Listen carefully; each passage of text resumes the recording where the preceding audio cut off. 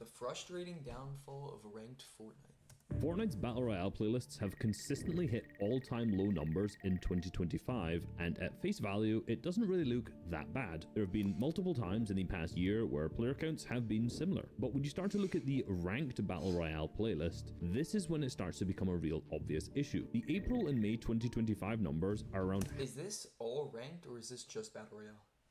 ...half of the previous low, with the trend seeming to continue downwards. So what went wrong? When Epic Games announced ranked Battle Royale in May of 2023, the Fortnite community was actually incredibly excited. Especially this guy. Jesus. Now, if I was to ask incredibly excited, especially this guy. Add sex to the game right now. If I was to ask you what you think the main experience you want in a ranked mode would actually be, I think your answer would be something like this. You probably would want a skillful and rewarding loot pool, because if you're going to commit 20 to Havoc pump.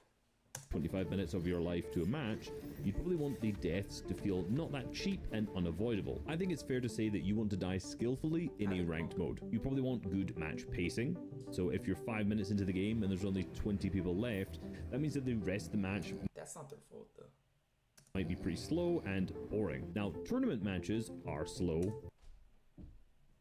but there's a large payoff at the end where the end game is really good. There's a lot of tension because dying means that you're going to lose points. But if you're in a ranked game where you're doing nothing for 15 minutes and then there's no end game, that's not the most exciting match to play. You probably also want reasonable matchmaking. I imagine that you'd probably be more willing to commit more time searching for a match if that match is actually going to be a good match. There are often... The skill, bro, like we got like Unreal players in diamond lobbies for some reason. I don't know what that about. 10 minutes between each game for scrims. I'm sure that's a little boring, but people do it because they know that the scrim match they're going to get into is a high quality game. However, with ranked Battle Royale, if you wait 10 minutes for a game, you're going to get into a pretty low quality match. So if you're playing against players of a similar skill level, with weapons you like, with well-paced action, then I'm sure you'd be happy to wait a little bit longer for the match. But if the match isn't going to be great quality, I'm sure you'd want matchmaking to be a little bit faster. And finally, you probably want a progression system that actually makes people try. If people care about ranking up and not ranking down, they're much more likely to try harder in the match. And if they're trying harder, the games become higher quality because there's actually a risk of dying. There already is a ranked system. What? Unfortunately, Fortnite's rank mode misses the mark on quite literally all 4 of these aspects. Now, if you played creative... Is the progression that bad? You probably notice your ping is higher than normal. Now, I'm usually flat 0 in creative, but frequently it just adds 20 to 30 ping randomly because the match connects to the wrong server. However, today's sponsor, Exit Lag, can help. Pretty fun to fight with. But the TIE Fighters and X-Wings basically just kill you instantly, which can be pretty frustrating. You can So remove them from ranked. Spend 5 minutes queuing into the game, 5 minutes off spawn, and then die to a vehicle with 1250 HP. I don't know about you, but I don't really think that's that rewarding in a competitive mode, and there's a reason that things like these TIE Fighters and other vehicles are taken out of actual tournaments. The matchmaking times are usually... If they're taken out of tournaments, they should be taken out of ranked too. I feel like that's fair. Pretty reasonable if you're in a major region and play duos, but outside of that, the queue times can be extremely long, as it's just really difficult to fill a lobby of 100 people of a similar skill level. This is a much bigger issue in smaller regions with a player base. With the amount of players Fortnite has, it shouldn't be that hard, but they have so many game modes that it's spreading the whole player base apart. Are just smaller, so finding a game without having to wait 20 minutes can be difficult at any time of the day, and then the game you find isn't exactly going to be a banger. The pacing of these matches is pretty strange too. Most players land at major POIs or hot drop, meaning if you don't land at one of these spots, you're probably going to have no action in the first 5 to 10 minutes of the game. Then, because there's so much movement with the vehicles, fights become this huge mess with a lot of players third partying, which can obviously be a little bit frustrating. And then there's no big payoff in the end game because it doesn't have a lot of moving zones like high-level tournament matches do. But the biggest issue is really just with the ranked and progression system itself. The ranks go from bronze to unreal, and the reward for playing ranks just doesn't really exist. Now, for casual players, add actual skins, ranked skins every season would be so tough. They would never do it though. And competitive players, you can unlock some cosmetics for every single rank that you go up, which is cool and a great addition that was added relatively recently. However, once you hit the Unreal rank or the Emperor rank in this season, there's not really much to play for. And that's specifically because you cannot de-rank out of this rank, which means there's no real incentive to play ranked. The result of this is that every single ranked battle royale game isn't really about winning, it just becomes about hot dropping and fighting. And once you hit this top rank, you're put into a global leaderboard where you now have a number associated with you, which does seem like a cool way to get high level players to grind this, as they'll try to fight for the number one rank on the leaderboard. But to like only Unreal, but I don't think that would do as well because like not everybody like even thinks they're gonna get Unreal. Take a look at the leaderboard. At the time of recording, I was ranked 2061st. So you see like a skin you can get for hitting plat and a skin you can get for hitting Unreal, so much better chance to get the plat skin. That's what people think. It's like, oh, I'm actually gonna try Unreal. I have no chance, you know. How far away am I from number one? I mean, I can say I'm 2,060 places away, but how far is that? None of these things are really in any way clear whatsoever by looking at this leaderboard. And that's especially true since there's not really a visible rating or elo system associated with that rank. And even if there was, I still wouldn't know how many elims, what kind of placement I would need to actually progress, or what I would need to do to not go down the rank as well. And even if I wanted to grind it, this leaderboard is not shown in game. It's only on the Epic Games website itself, which means that most people aren't even going to know this exists or even care about it. And nobody looks at that. Is this uncertainty isn't just a problem at the highest rank as well. It's unclear exactly what you need to do to rank up in the lower ranks as well. Do you fight? Do you try to put placement and win the game? And you can kind of figure this out by looking at the post-game lobby, seeing how many... I think it's like survival and kills pretty much. Wins don't... Oh no, wins do actually matter.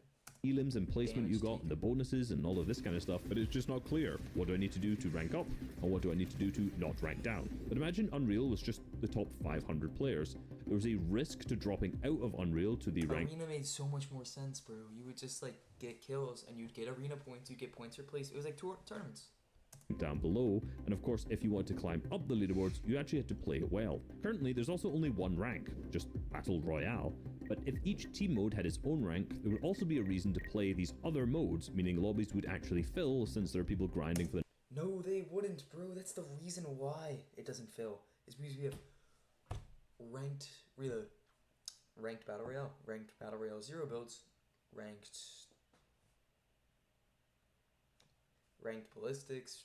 That's like we have ranked the number one slot that aren't just going to play it in duos or aren't just going to play it in solos. But without this, it's honestly just a rather lackluster ranked experience. Ranked Battle Royale is just another playlist where you just go to fight other players, but it's arguably the least enjoyable playlist for this. All of this pushes good players away from Ranked Battle Royale, and where are they going to go? Well, if they want to practice a tournament-style match, they're going to play custom game scrims, and if they're going to practice fighting, they'll probably go into UAFN, or of course, Reload. And the numbers here don't lie. Initially, Ranked was... Why practice all this in Reload and Creative if you're not even going to want to play the actual game? Slowly gaining popularity, going from 20% of the population to up to 30%. But then a huge percentage of players stopped being interested in this playlist. This massive dip down to 9.81% was due to the Wrecked season. I think Ranked hit its like peak in like Chapter 5 Season 1. Which was basically the worst competitive season of all time, and I'm not really surprised the player numbers dropped so much. But with the release of Reload Ranked in September of 2024, the percentage of players playing a ranked mode jumped to 36.63%, and it went even higher the month after that. So on average, for those 2 months, 1 out of every 3 players would be playing a ranked playlist at any time, which is kind of crazy given Fortnite is often seen as a very casual game. But this is unsurprising because so used to, not anymore. Many of those problems that Battle Royale has, Reload fixes. Reload's loot pool isn't exactly competitive, has a ton of mythics, exotics, rocket launchers, and shockwaves that break every build, but most of the time the insanely broken items that go into Battle Royale are not in Reload. TIE fighters, X-Wings, and a lot of the annoying overpowered vehicles that competitive players didn't people like it because it's Fortnite. It's not hashtag ad. Enjoy in the Wrecked season are just not in Reload. And even though some of the stuff in the loot pool is overpowered, dying to it doesn't feel quite as bad. In Battle Royale, this kind of death most of the items are skillful. Would be 10 to 15 minutes of your life wasted, but in Reload you just respawn 30 seconds later, so it kind of dampens the frustration of dying to something that's not that competitive. The respawn mechanic in Reload also naturally fixes the pacing issues that plague ranked. If Fortnite didn't have Reload, this game would be so dead right now. Battle Royale. Actually, You land at a drop spot, and even if you're uncontested, you can be fighting players within 30 seconds because of the quick looting, the smaller I would map, say that, but, like, Fortnite mobility, just, like, doesn't and then know. that fighting will continue to basically the end of the game. It's constant action, which for practicing fighting There's means also you're going to a good get way variety of more maps fights now. per hour than if you just played Battle Royale. Reload also has reasonable matchmaking. Since games only have 40 players instead of the usual 100 that a Battle Royale game has, this means that it's easier to fill a lobby with players close to your rank. Very true. And this is especially useful on these smaller regions where filling a ranked Battle Royale match is close to impossible at times. But where ranked reload fails is the exact same thing that Battle Royale fails at the most, which is actually the progression system. It's just the exact same as Battle Royale, so for all of the issues that exist there, they also exist So they just fix this progression system, and then ranked reload's perfect.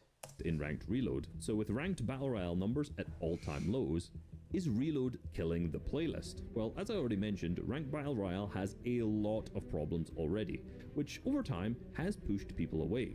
However, it's still one of the only ways to practice with the actual competitive weapons, which often aren't in Reload or in UEFN maps, and it's still one of the only ways to practice somewhat realistic in-game fighting with what feels like tournament servers and performance. But the addition of the Reload Ranked playlist has definitely taken numbers away from Battle Royale. Since the release of Ranked, there's been an average of 23.2% of any player playing a Ranked playlist mode at a time. There are obvious ups for new chapters and OG seasons, and downs for...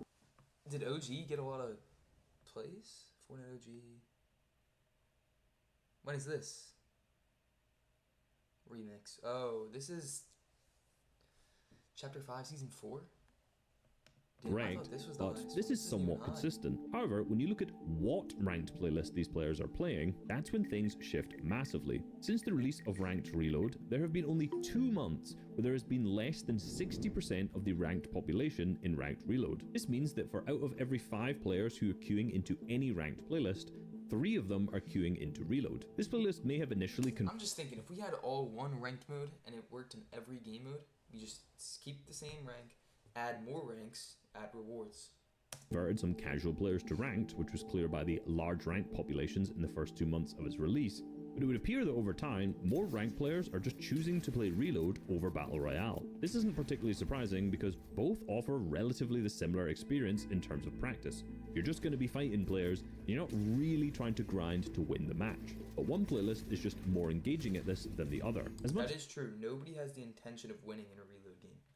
as I love playing Reload, I really hope that Epic Games put a lot of effort into ranked Battle Royale to make it a playlist that players are actually excited to play. That was a good video. Reisshub.